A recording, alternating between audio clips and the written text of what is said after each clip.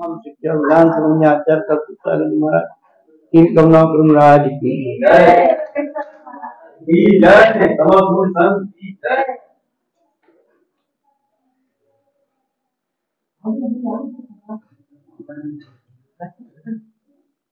नए वर्ष की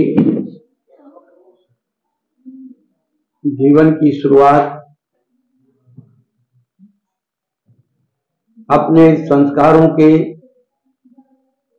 बीजों को पवित्र करने के लिए आगामी पीढ़ियों के लिए कुछ सौगात देने के लिए आप सब जानते हैं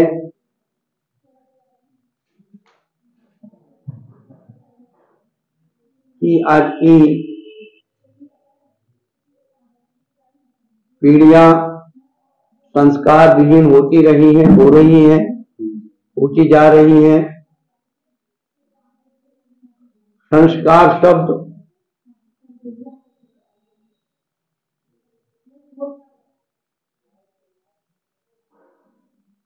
किसी भी वस्तु को, व्यक्ति को परिष्कृत करने की विधि का नाम है।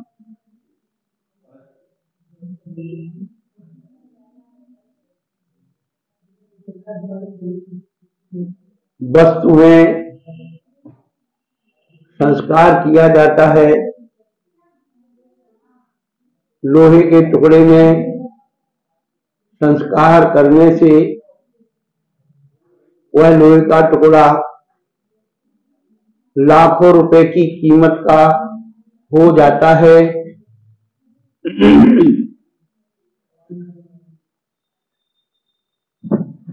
एक लोहे की टुकड़ी से कील भी बनाई जाती है और उसी कील के बराबर लोहे के टुकड़े में इतना संस्कार दिया जाता है कि उतनी ही कील के टुकड़े पर हजारों टन का वजन साथ दिया जाता है।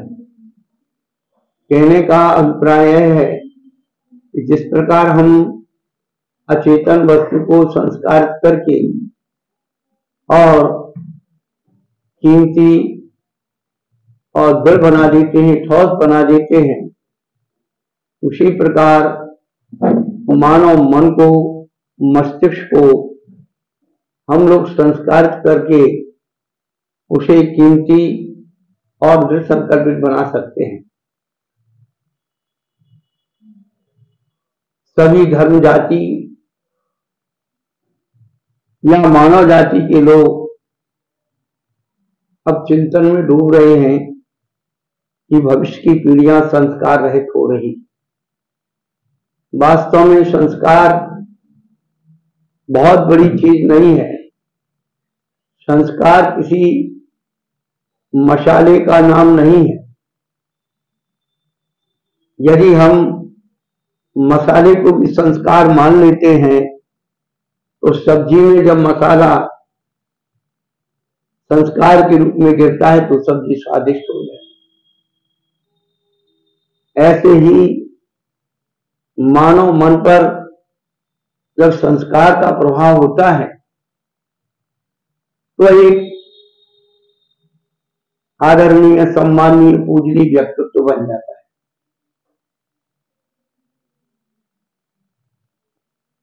चाहे स्वयं में हो या दूसरे में। संस्कार की परिभाषा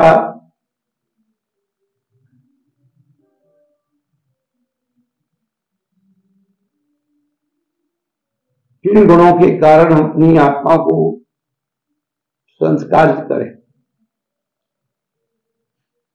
केवल अपने मन और मस्तिष्क को 4 बातों से संस्कारित कर लें। सबसे प्रथम बालक मन पर संस्कार का प्रभाव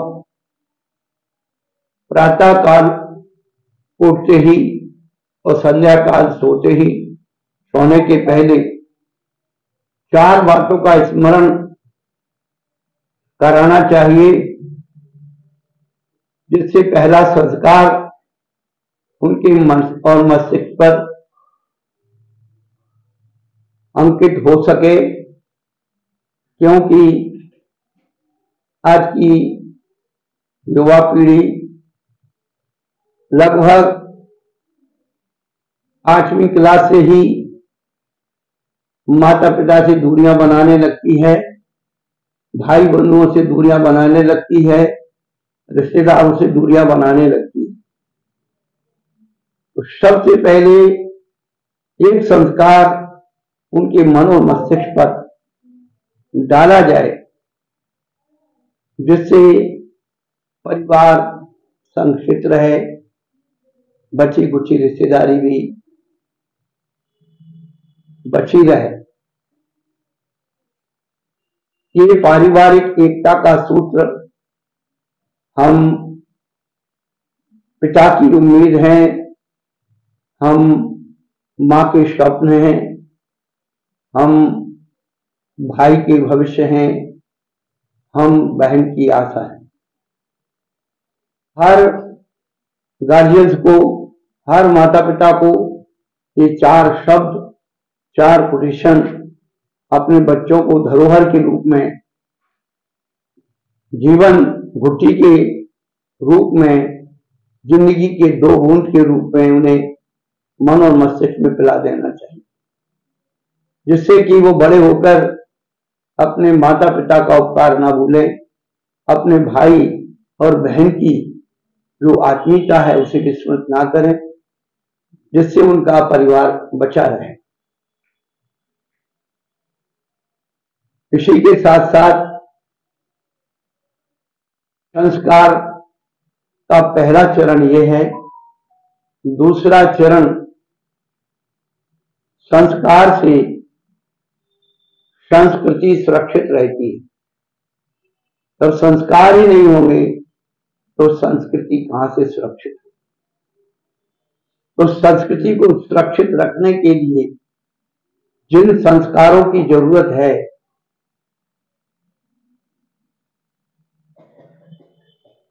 उसमें 4 बातों का ध्यान रखा जाता है। एक प्रसंग में हमने अपने चिंतन में बताया था, जब कभी भी संस्कृत के शब्दों के उच्चारण की बात आती है तो लोग सभी कहते हैं संस्कृत बहुत कठिन है। लेकिन हमने ये देखा, अनुभव किया कि संस्कृत में केवल 4 वर्णों के उच्चारण से हम संस्कृत को सही ढंग से बोल सकते हैं। ह्रस्व, दीर्घ, विसर्ग और अनुस्वार, ये मात्राएं महत्वपूर्ण हैं। ह्रस्व यानी छोटी मात्रा, दीर्घ माने बड़ी मात्रा, विसर्ग यानी बराबरी की, और बिंदु, अनुस्वार बिंदु जो ऊपर लगती है। इनके उच्चारण यदि सही ढंग से हो जाए तो हम संस्कृत को समझ सकते हैं, और उसी के प्रतीकात्मक ये संस्कार है। छोटा, बड़ा, बराबरी का और अहंकार। हम सबके जीवन में इन 4 प्रकार की प्रक्रियाएं गुजरती हैं। हम छोटों के साथ, बड़ों के साथ, बराबरी वालों के साथ और अहंकारी व्यक्ति के साथ किस प्रकार से व्यवहार करें, इसी का नाम संस्कार है। संस्कार किसी और चीज का नाम नहीं है। आज छोटे बड़ों का, बड़े छोटों का, बराबरी वालों का और अहंकारी का तो पता ही नहीं है इसके पास कितना अहंकार है। इन 4 बातों का समीकरण निकालना बहुत जरूरी है, तभी आपका परिवार, समाज, धर्म, राजनीति सब परिवर्तनशील हो सकती है। नम्रता से, नीति से, न्याय से राजनीति का स्थायित्व होता है। न्याय और नीति से राज्य का, राजनीति का स्थायित्व होता है, वृद्धि होती है। अन्याय और अनीति अधिक नहीं चलती। बेईमानी के सुख से ईमानदारी का दुख श्रेष्ठ है। ये सूत्र भी स्वयं ग्रहण करें और अपने बच्चों को भी संस्कार में दें। हम स्वाध्याय के माध्यम से बहुत ऊंची ऊंची बातें तो पढ़ लेते हैं, सुन लेते हैं, लेकिन जैसे बिना नींव के ऊंची मंजिल जरा सी तूफान में धराशायी हो जाती है, ऐसे ही बिना संस्कार के नींव के और कितनी भी हम ऊंची पढ़ाई कर लें, लेकिन वह तत्काल तो हमें अच्छी लग सकती है, लेकिन उसका दीर्घकालिक परिणाम ठीक नहीं होता। तो आओ चलें अपने संस्कारों के बीज जो बड़े लोग हैं उनके अंदर बपित करें।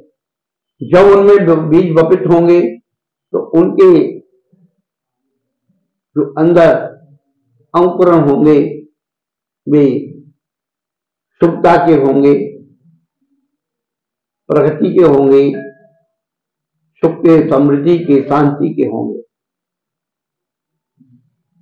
तो बचपन से हमारा जहां जीवन शुरू होता है,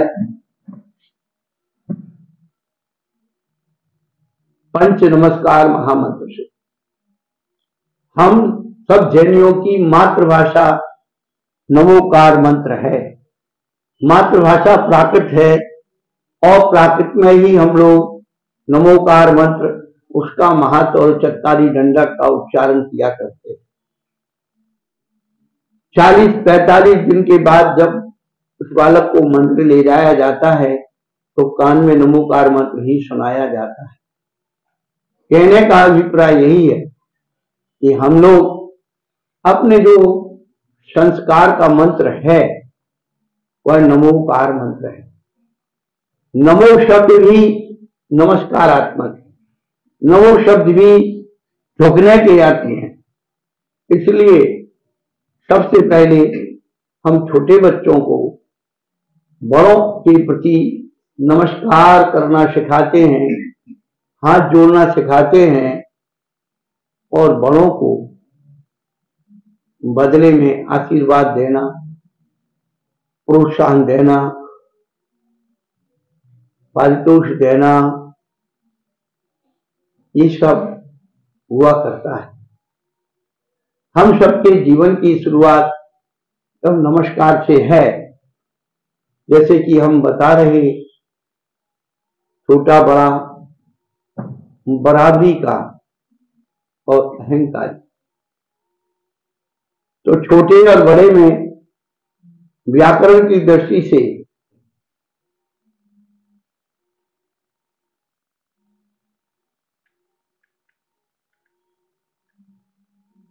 वर्ग के हिसाब से अनुस्वार बिंदी भी बदल जाती है। अहंकारी की बिंदी ऊपर लगती है। छोटे और अहंकारी से कैसे निपटा जाए, तो अहंकार की बिंदी जो ऊपर लगती है, जब पद के साथ जुड़ती है तो संधि होकर के वो बिंदी नीचे आ जाती है। क ख ग घ ङ तो अंक के साथ उसको न्या बना करके लिखा जा सकता है। तो उसके भर के हिसाब से शवर के साथ उसी का न्या बन जाता है, उसी स्वयं अपने वर्ग का पंचम बन जाता है। तो अपने वर्ग में मिलाने से पंच लिखते हैं तो ऊपर बिंदी होती है, लेकिन जब उसको नीचे बिंदी में लाते हैं निया बना देते पंचलिंग। तो इसी प्रकार से यदि हम उसके वर्ग के हिसाब से उसका वर्ग मिला दें तो अहंकार की बिंदी भी नष्ट हो सकती है। कहने का अभिप्राय यही है कि ये कक्षाएं, ये पढ़ाई भले छोटे लोग के लिए है, लेकिन बड़े लोगों में भी अभी पढ़ाई का कोई अस्तित्व नहीं रहा, क्योंकि हम देख रहे हैं कि जो भी कॉलेज की जनरेशन जो बाहर रह के पढ़ी है और शादी विवाह होकर के और अपने सर्विस आदि के व्यापार आदि की लाइन में लग गई, तो इतनी गहरी ढंग से उन्होंने जैन दर्शन को, के संस्कारों को ग्रहण नहीं किया। मात्र नमोकार मंत्र, चत्तारी, दंडक, उदक, चंदन, तंत्र यहाँ तक सीमित रही। चाहे एकाध कोई विनती और भजन या कोई स्तुति स्तोत्र पर सीमित रही। लेकिन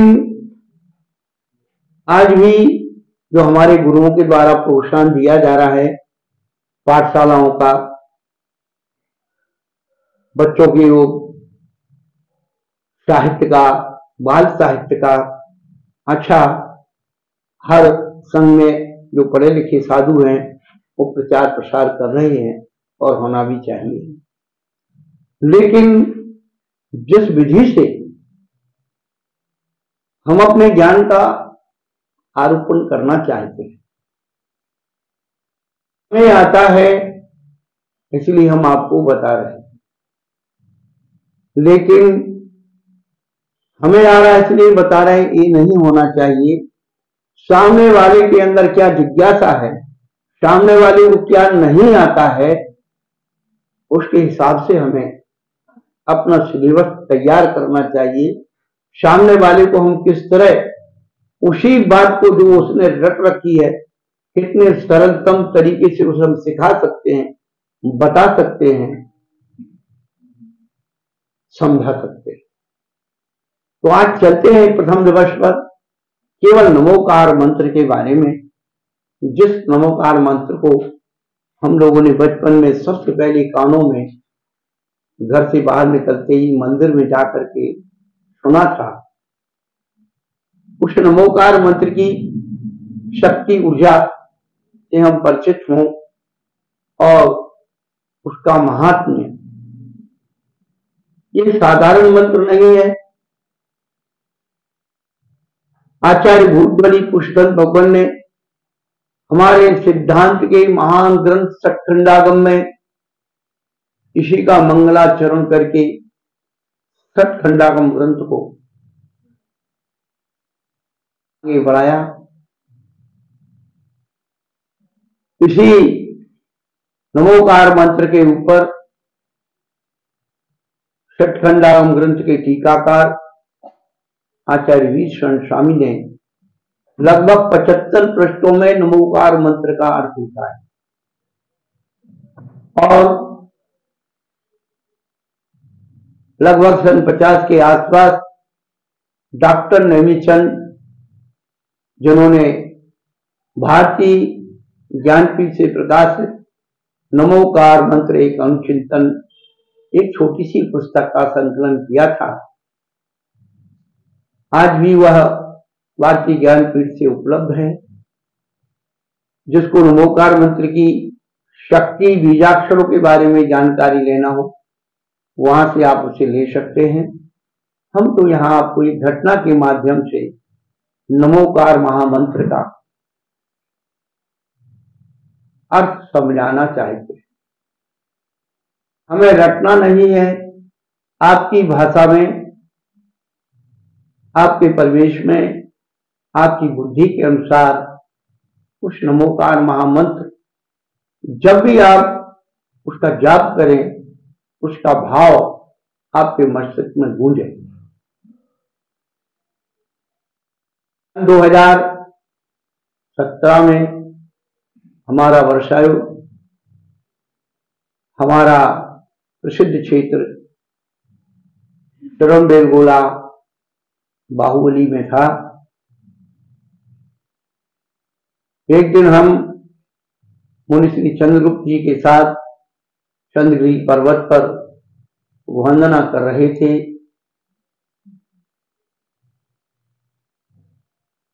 एक गुजरात का परिवार वंदना के लिए आया हुआ था। ऊपर चामुंडराय बसती में बाहर निकलते ही एक 10-11 साल की बालिका ने हाथ जोड़े, नमस्कार किया और बड़ी मीठी भाषा में निवेदन किया, गुरुदेव एक प्रश्न पूछूं? हमने कहा बेटा पूछो।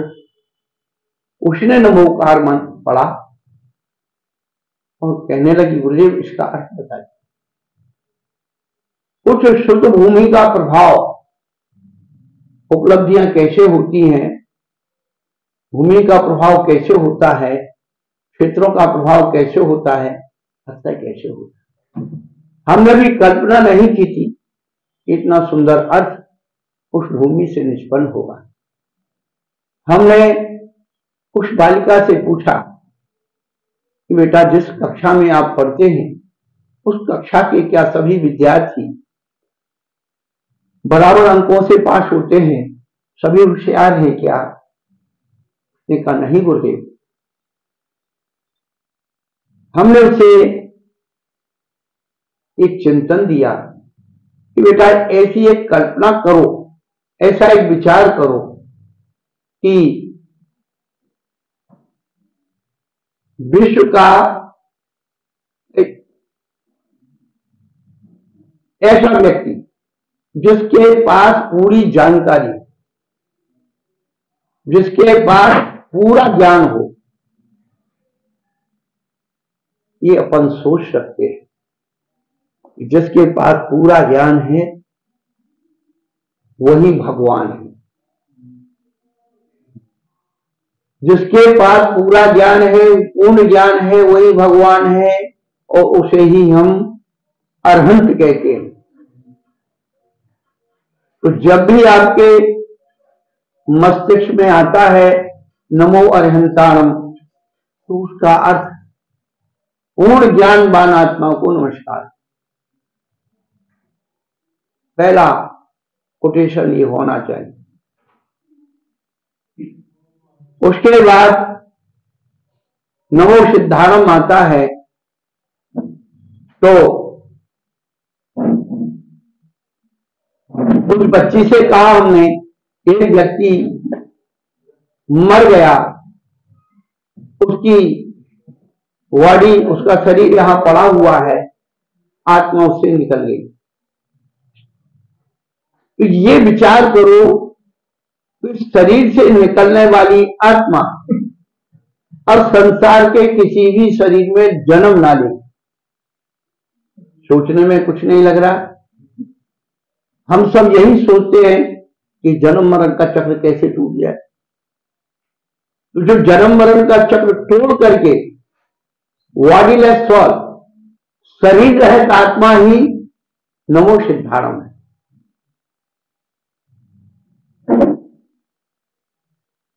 पुनः हमने उससे पूछा कि जब आप पहली बार आपके पिताश्री स्कूल में नाम लिखवाने के लिए ले गए थे, तो आप स्कूल में पढ़ने योग्य है या नहीं हो? आपका स्कूल में रजिस्ट्रेशन किसने दिया था? आपका नॉमिनेशन किसने दिया था? जिन्हें प्राचार्य कहते हैं। तो जो हमें हमारी आत्मा को अनंत को सिद्ध बनने के लिए नॉमिनेट करते हैं, हमारी पात्रता अनंत सिद्ध बनने की है या नहीं है, वो हमारे आचार्य हैं।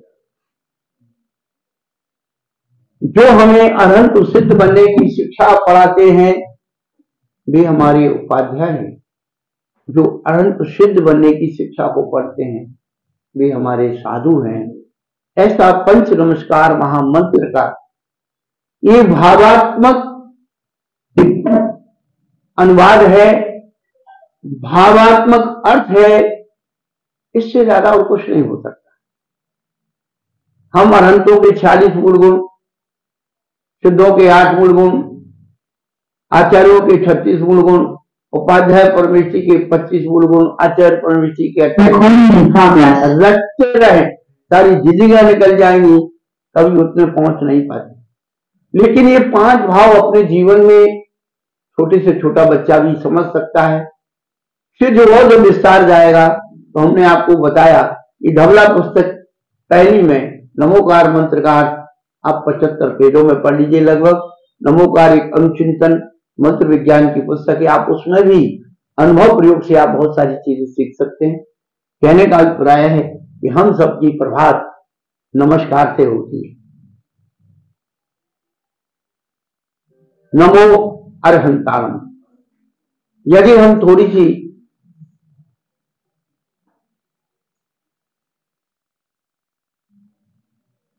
तुलनात्मक अध्ययन कर लें, ना और मुंह, थोड़ा सा विग्रह करके, वर्णात्मक विग्रह करके कि अरहंत कौन है, ना मोह, नहीं है मोह जिनके,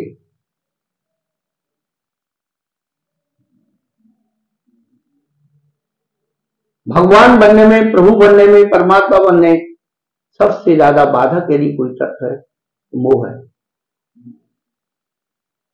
किसी ने पूछा मोह और मोक्ष में क्या अंतर है? मोह में भी मोह है और मोक्ष में भी।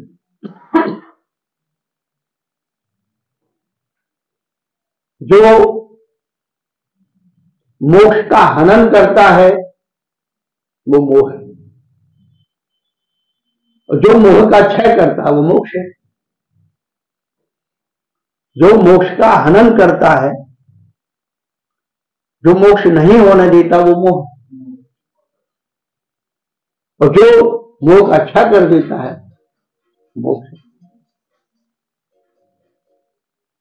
मन जब नम होता है तब नमन होता है, नमन उनको होता है जिनके न मन होता है।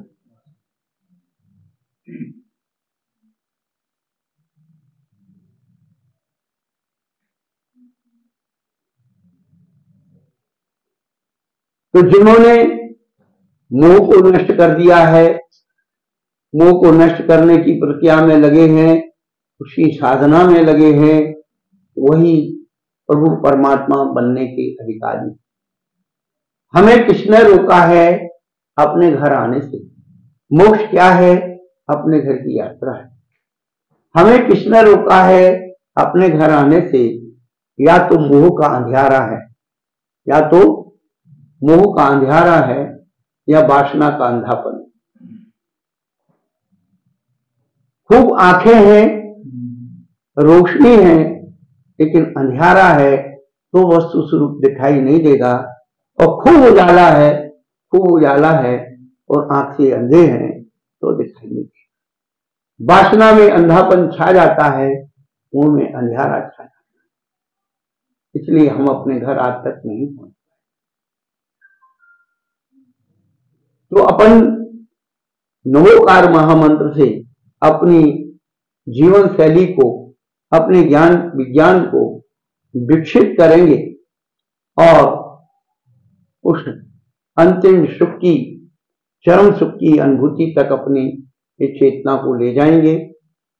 तो हमने प्रारंभ में एक छोटा सा संकलन बच्चों के लिए किया था,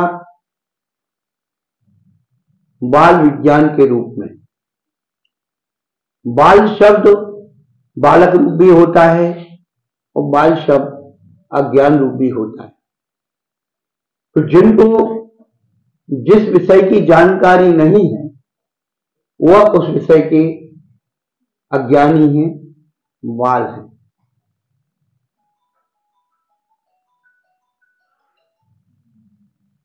जो न्याय शास्त्र का सूत्र है, जो जिस विषय का जानकार नहीं है वह उस विषय का अज्ञानी है। अज्ञान की परिभाषाएं अपने अपने ढंग से हैं, तो बाल शब्द जो है अज्ञानता का भी द्योतक है, बाल बुद्धि का द्योतक है। उस बाल बुद्धि में ज्ञान को कैसे विकसित किया जाए, उसका नाम है बाल विज्ञान।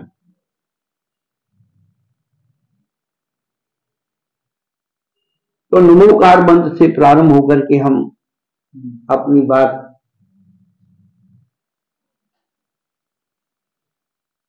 हमने रखा है, लेकिन जिस बाल विज्ञान को हमने संकलित किया था उसमें इष्ट प्रार्थना के नाम से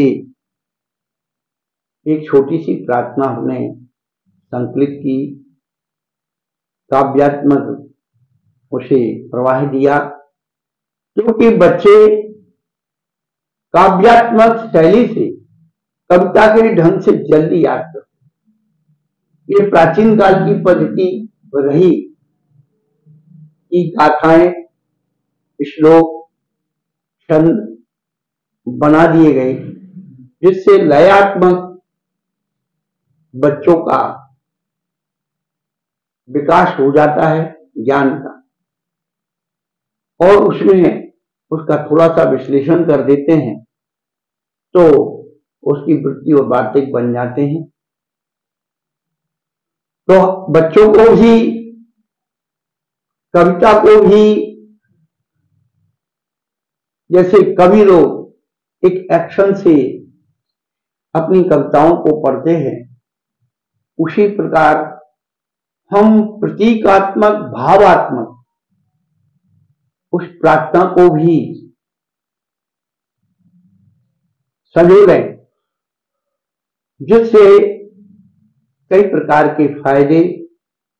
सबसे पहले बच्चों में अनुशासन आ जाता है, फिर एक्शन करने से बच्चों की एक्टिविटी स्थिर हो जाती है, ज्यादा इधर उधर हाथ पैर नहीं फैलाते, उन्हें अपने एक्शन पर ही ध्यान देना पड़ता है।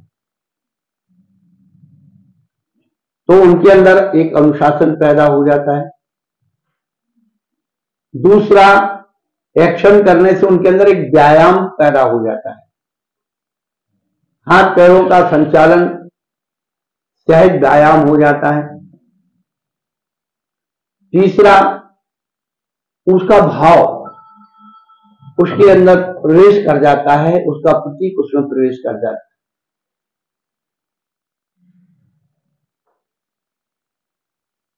जब हमने बाल गीत इस प्रार्थना के रूप में लिखा, लोगों ने इसे पसंद भी किया। कई जगह की पाठशालाओं में उसका रूपक सिखाया भी जाता है। फिर भी इस प्रार्थना में हम लोग थोड़े से अनुशासित हो जाइए, थोड़ा गैप कर लीजिए और एक्टिविटी के साथ अपन उसको आकार देंगे। ध्यान करेंगे, ध्यान करेंगे, ध्यान करेंगे, ध्यान करेंगे, ध्यान करेंगे, ध्यान करेंगे, ध्यान करेंगे, ध्यान करेंगे, हम सब मिलकर ध्यान करेंगे, हम सब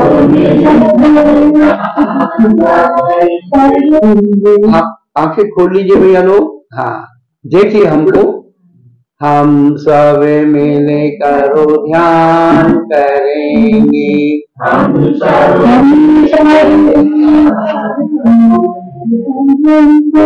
पंच प्रभु का ध्यान करेंगे, पंच प्रभु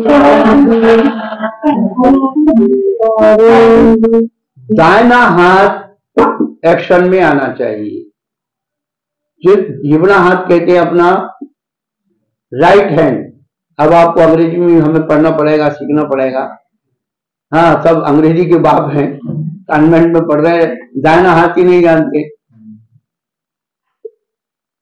ध्यान करेंगे, ध्यान करेंगे।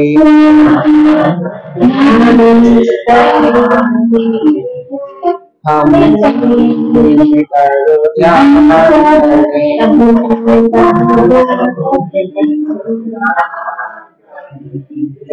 पंच प्रभु का ध्यान करेंगे,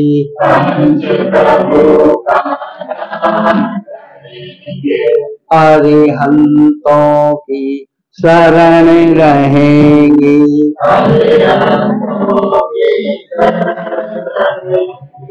सिद्धों का गुणगान करेंगे,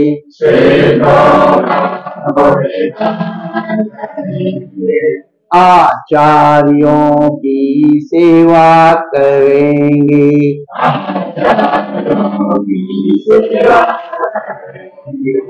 दाहिना हाथ इसका पहले आना चाहिए, फिर बाएं हाथ पे जाना चाहिए। ये इसका पूरा एक्शन एक साथ होना चाहिए, सारी सभा या सारे बच्चे एक साथ एक एक्शन में आना चाहिए। तो दाएं हाथ की तरफ अपन को ज्यादा एक्शन में लेना है और हाथ का एक्टिविटी दाएं हाथ से ज्यादा करना है। ये हाथ जैसे आचार्य विमल सागर महाराज की मुद्रा आशीर्वाद मुद्रा है। आपको ये मुद्राओं का भी महत्व आपको बता रहे हैं कि आचार्यों की मुद्रा आशीर्वाद की मुद्रा है।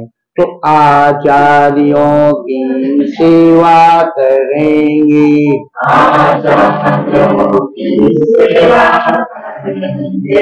उपाध्याय से ज्ञान करेंगे, उपाध्याय की मुद्रा है। आपने उपाध्याय परमेश्वरी की मूर्ति कहाँ है पता है किसको? उपाध्याय परमेश्वरी की मूर्ति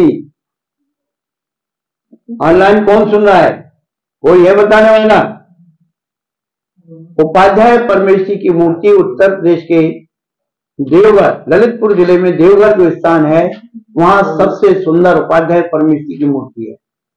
और इसी मुद्रा में ज्ञान मुद्रा कहलाती है। इस प्रकार से ज्ञान मुद्रा, उपाध्याय से ज्ञान करेंगे,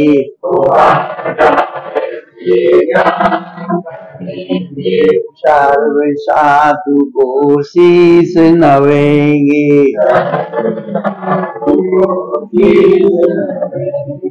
रात्रि भोजन नहीं करेंगे,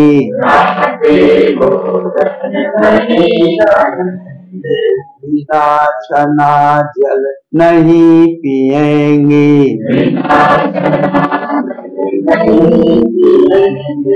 धर्म शास्त्र को रोज पढ़ेंगे,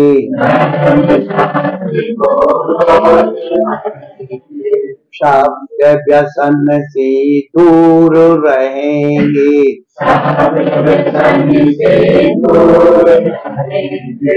भक्त बने भगवान बनेंगे,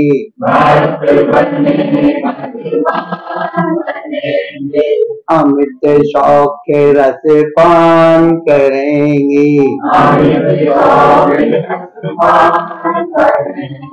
ध्यान करेंगे, ध्यान करेंगे,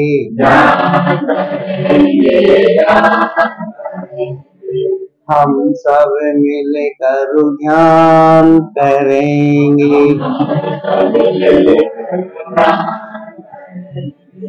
तो ये आज का प्रथम अपना उद्घाटन सत्र है और समय होने को है।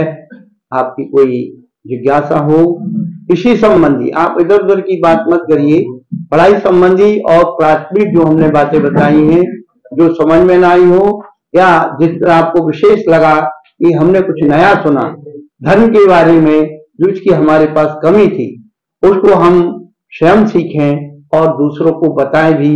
शाम को अपने परिवार में चर्चा करें, अपने रिश्तेदारों में चर्चा करें कि कुछ हम नया सीख रहे हैं, कुछ हमें नया अच्छा लग रहा है। आप भी इसको इस माध्यम से जुड़ करके इसका प्रचार प्रसार कीजिए, जिससे आपके घरों में संस्कारों की संस्कृति जीवंत हो सके। चलो महावीर भगवान